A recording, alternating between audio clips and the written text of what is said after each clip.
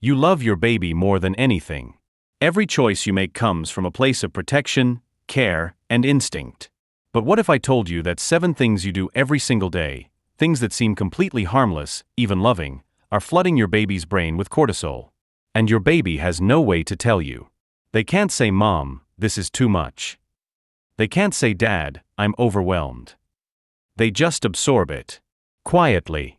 Silently.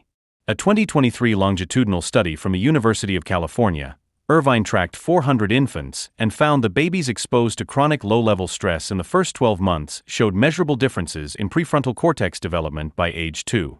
The good news? Every single one of these habits is fixable. Today. Right now. Let's go through all 7. And I promise, number 5 is going to shock you. Before we start, I need to be clear about something. This isn't about making you feel guilty. Parenting is already hard enough. This is about awareness. Because when you know what your baby's nervous system is actually experiencing, you can make one small tweak and completely change their stress baseline. Your baby's brain is building 1 million neural connections every single second. And stress hormones don't just make them cry more. They literally reshape which connections get built and which ones get pruned. So here are the 7 innocent habits. Stop them today. Habit 1. The 0-second rescue. Your baby whimpers. You pick them up immediately. Every single time. Zero hesitation. It feels like love.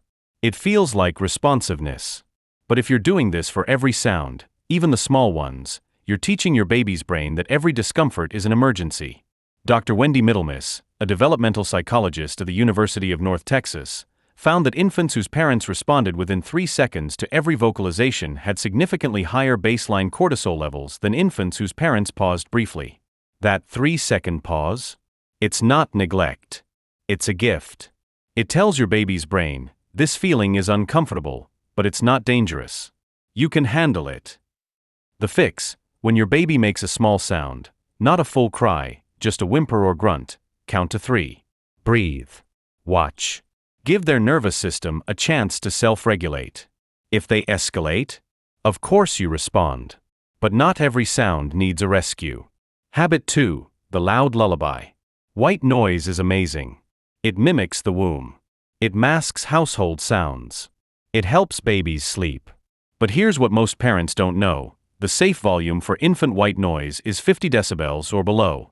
That's about the volume of a quiet conversation. A 2014 study published in Pediatrics found that many commercially available white noise machines, when placed inside a crib or near a baby's head, produce sound levels exceeding 85 decibels, louder than a garbage disposal. At that volume, it's not soothing. It's a stressor. Your baby's inner ear is sending alarm signals to the brain all night long. The fix: download a free decibel meter app. Place your phone where your baby's head rests. Turn on the white noise. If it reads above 50 decibels, turn it down or move it across the room. Your baby will sleep deeper, not lighter. Habit 3. The distracted feed. You're exhausted. It's the 6th feed of the day. You pull out your phone. Check Instagram. Answer a text. Just for a minute. But your baby is staring at your face. Searching for eye contact. Waiting for the micro-expressions that tell them you're safe. I'm here. I see you. Dr. Ed Tronick's famous still face experiment at the University of Massachusetts showed that when mothers stopped responding and went expressionless, babies showed visible stress within 2 minutes, elevated heart rate, averted gaze, even self-soothing behaviors like hand-mouthing. Now, scrolling your phone isn't the same as a blank face. But to a baby, a face that's looking down instead of at them sends a similar signal: I'm not fully here. The fix: for at least 1 feed per day, just 1, put the phone in another room. Make eye contact.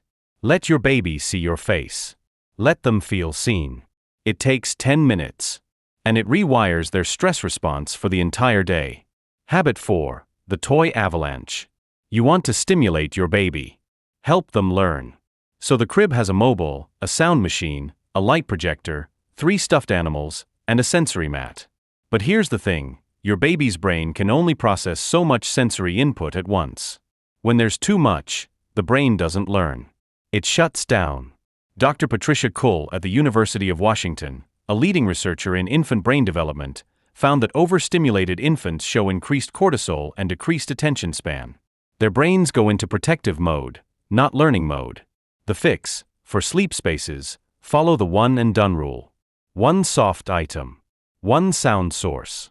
Nothing that flashes or moves constantly. For play spaces, rotate toys. Don't display all 20 at once. Show 3. Swap them. Weekly. Your baby will engage deeper, play longer, and stress less. Habit 5. The chaotic clock. This is the one that surprised me most.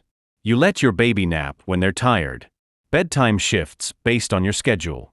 Some days they nap at 10 a.m., other days at 1 p.m.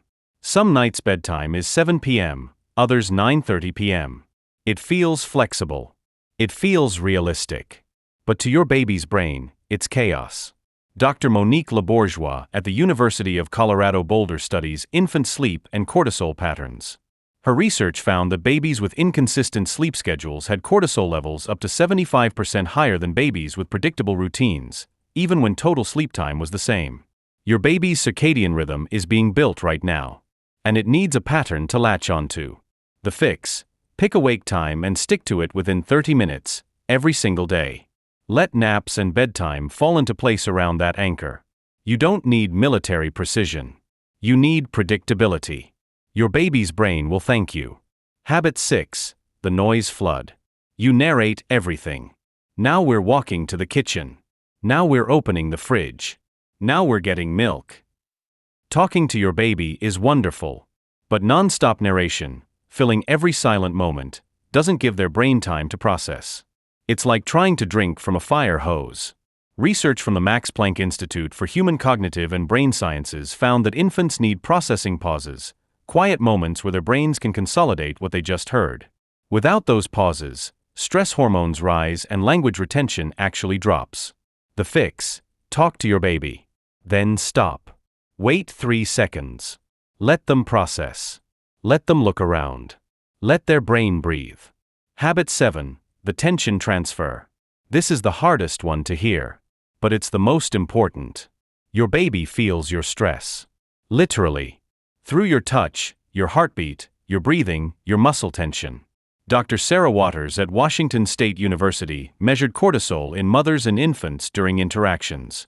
When mothers were stressed, even if they were smiling and acting calm, their baby's cortisol rose to match within minutes. You can't hide stress from your baby.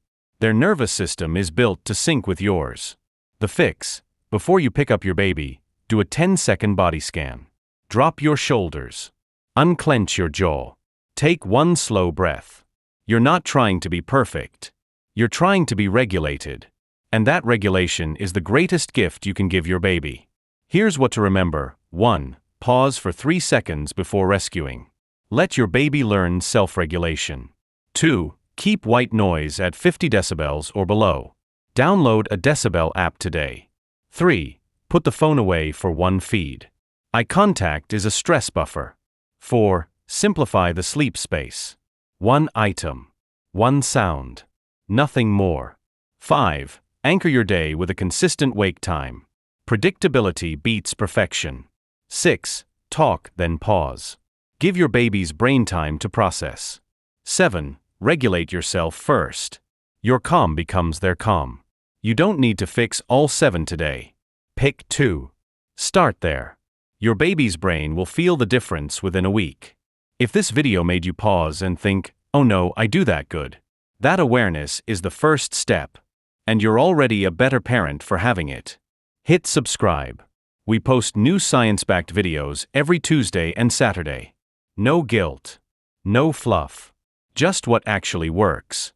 And if your baby does that thing where they wake up exactly 20 minutes after falling asleep, like clockwork, watch this video next.